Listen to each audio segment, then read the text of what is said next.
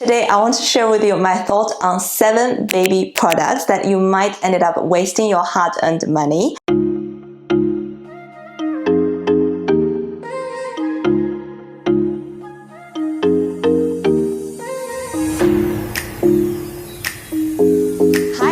Welcome back to my channel. My name is Catherine. For those of you who have followed me for a while, you know that my daughter has already turned 4.5 months old. She now feeds very well and already started to sleep through the night a couple of weeks back, which I'm very glad.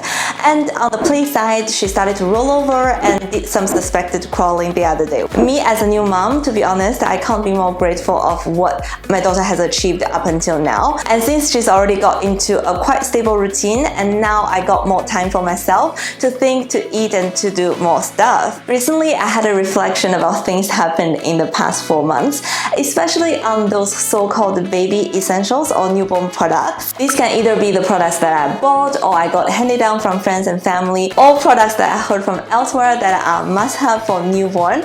After being through the newborn stage, today I want to share with you my thoughts on 7 baby products that you might end up wasting your hard-earned money. In today's video, not only I'll be sharing with you the products that I think not worth buying, but also I'll be telling you what are the cheaper and better alternatives to those products based on my real life experience. So stay tuned and keep on watching. The very first item I want to talk about is this very famous and popular baby sleeping thing called Sleepy Head. Now it is known as Tot. It's all the same thing. The reason why it is so famous is because it acts as an extra bed and you can take it with you wherever you travel within the house, or you can take it with you when you go on a trip. I mean, it is really convenient. I don't want to deny it.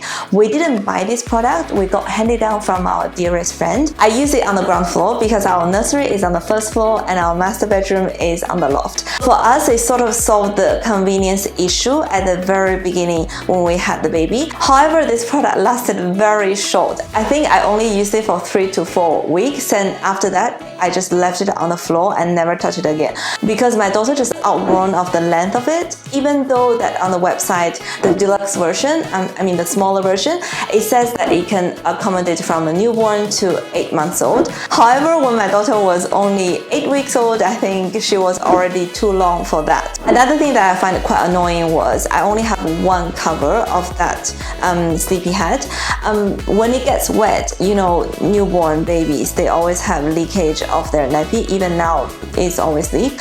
When it gets wet, you really don't have anything to change to because an extra cover will cost you £75 if you purchase it from the official website. It is quite of an expensive piece if you consider the duration you might use for this particular product. And you can use another product that you must have for your baby to substitute this expensive sleepy head, which is your pram carry cot. If I recall correctly, for the very first month, I only went out with my daughter, using the pram to take her out for about 2 to 3 times just to have some fresh air, and for the rest of the time I just stay at home because first I needed to recover, and second, that was in winter, so I was not sure whether my daughter can take up the cold from outside. So in a way, the pram carry cot is kind of a waste for the first month if you don't use it at home. And remember, you must have already paid quite a lot for the carry cot on the pram, so why not just to make the most of it? I believe most of us will take back the pram to our home to park it when we're not going out. So the pram is at home anyway. If you don't have the budget to buy the expensive sleepy head, I think the pram carry cot can really do a good job. So that's my opinion on the sleepy head. If you're still hesitating about whether to buy or not, just hold on the fire because you can always get it with next day delivery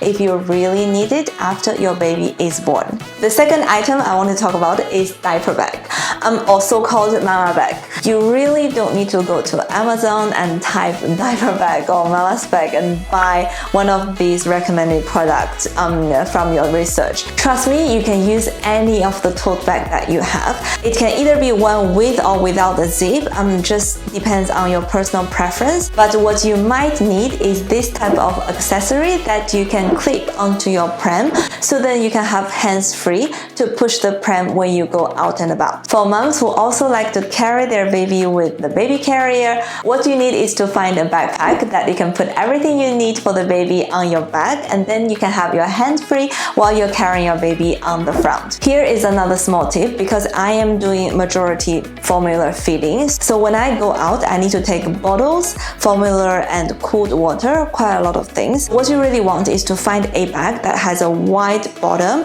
I think most of the gym bag will do the job already.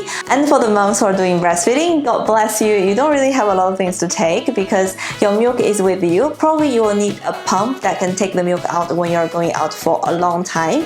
But for the rest of the bottle and the formula, you don't really need all of this. You probably only need a small bag to take the diaper and a set of change clothes. And I'm pretty sure you can find this type of bag in your bag collection quite easily. Okay, the third item I wanted to talk about is this type of thing called bed bumper. I have to say that we live in an era where we got a lot of influence from social media. For example, when we are browsing ideas for nursery, when we are preparing for the house for the newborn, we will be bombarded by loads of beautiful pictures of the nursery done by either interior designer or existing parents. And I wouldn't be surprised if you have come across lots of baby's bed stuffed by things such as bed bumper. Personally, I really don't like this type of thing, and I really don't see the reason why there's a need to put bed bumper, especially for newborn, because a newborn baby, they are tiny. If you put a newborn baby into a standard baby bed, which can be converted to a toddler bed later, you'll see how ridiculous and unnecessary it is to put this type of thing, because they won't be able to touch either side of the bed, let alone the fact that they can't even move at the very beginning. Having bed bumpers on the baby's bed as a decoration, of course it added a lot of characteristic, and also it creates sort of atmosphere for bed. However, it adds a lot of hassle for parents as well.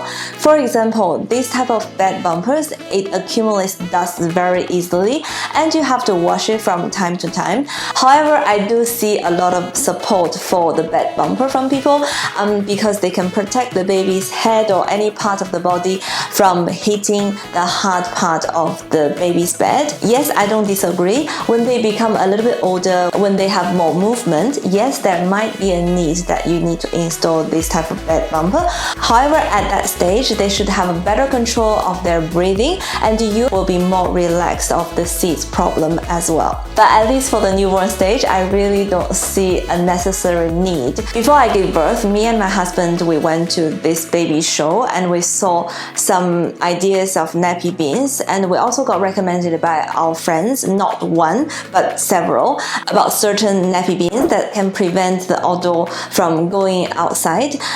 However, for me, upon thinking the idea of putting loads of nappies in one bin and putting that bin in my daughter's room, this I just can't stand it, and I really don't like the idea of putting trash in the bedroom. So to me, it is not as attractive as it is to many other people. Because we live in a house, so our house bin is just outside of our front door. So what does it really take for me to just throw the used nappy right away after I change my daughter? It doesn't cost me anything. I just need to open the door and throw the nappy into our house bin outside of the house. In that way, I saved buying a nappy bin, buying a lot of nappy sacks, and also the hassle of emptying the nappy bin after it's becoming full. However, for people who live in a flat, maybe dumping trash is not as convenient as people who live in a house. Maybe it is necessary for you to get a bin to store the used nappy. However, before you purchase a certain bin, please think about the recurring cost, because costs can just add up. You know, there's this type of nappy bin. I don't need to name the brand of it because it's quite famous. For that particular nappy bin, you have to buy the bin itself, and on top of that, you have to buy the cassette where it holds the plastic bag that prevents the odor from coming out. And that cassette is not cheap, and you have to buy it again and again in the future. So you can imagine the amount of money you will spend on one particular thing. If you really want to buy a bin for used nappy, I think the one by Vita Baby is not bad. I have a link in the description box below. You don't need to buy any particular cassette or liner to use that bin. You can put any bin liner as long as the size is suitable for that Vita Baby nappy bin. The way it stops the odor is by the mechanics that design designed with the handle. When it opens, it has a hole that you can drop the nappy in, and when it closes, a door will be contained within the nappy bin because it's all sealed. So I think this one is a good alternative to the nappy bin that requires expensive recurring cost. Okay, the fifth item is this type of soft playpen mat. If you have watched my previous video on how I prepared the house for the newborn, or the video I talk about baby essentials, that you would know we have a very good play mat by Muslin and Bear. The reason why I like that type of play mat is because it is really easy to clean and I can use it as a changing mat. As my daughter grows older, now I tend to change her on the floor on the play mat because she started to roll over. It is really scary sometimes when I try to change her. I have to press her down and then use only one hand to finish everything else, which is sometimes quite difficult for me. So I would rather have her on the floor.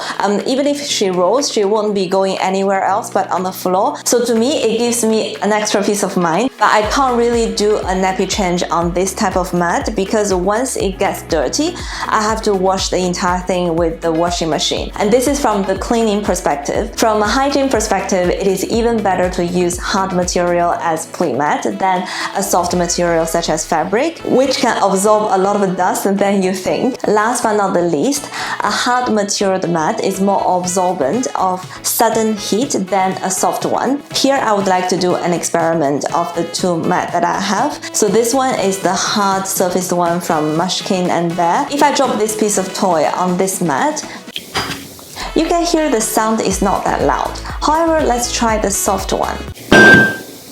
Wow, you can see that it is really loud when you drop a piece of toy.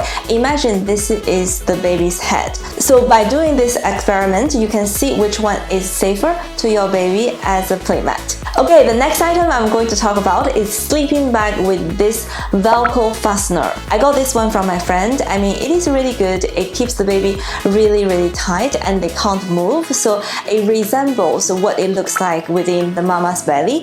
From that perspective, it is really good. However, my critics of this product is on the fastener, which is the Velcro, because it is a Velcro. So sometimes it can get really loud, especially during the night. Imagine you put the baby down after she sleeps in your arm very quietly in the middle of the night and hoping that she can sleep a bit longer, and you put her down, but then when you wear the sleeping bag for your baby, you didn't get it right for the first time, so you have to undo the Velcro and then redo it again, and that will wake the little one up for sure. It happens to me for several times, which I find it quite annoying during the night, especially when you're super tired in the early days. And on top of that, this type of sleeping bag is not cheap. I think probably you are better off buying some really good muslin squares as a swaddle for the baby. You can probably get 3 or 4 muslin squares out of one sleeping bag with the Velcro. And in the night, you can change your little one to a second swaddle with another muslin square if there's any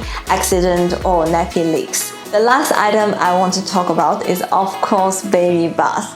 I mentioned this in my channel for many times. I have 2 baby baths. One is the foldable one by Stokke, and another one of a rigorous shape with a stand that you can just stand there and wash the baby without bending down.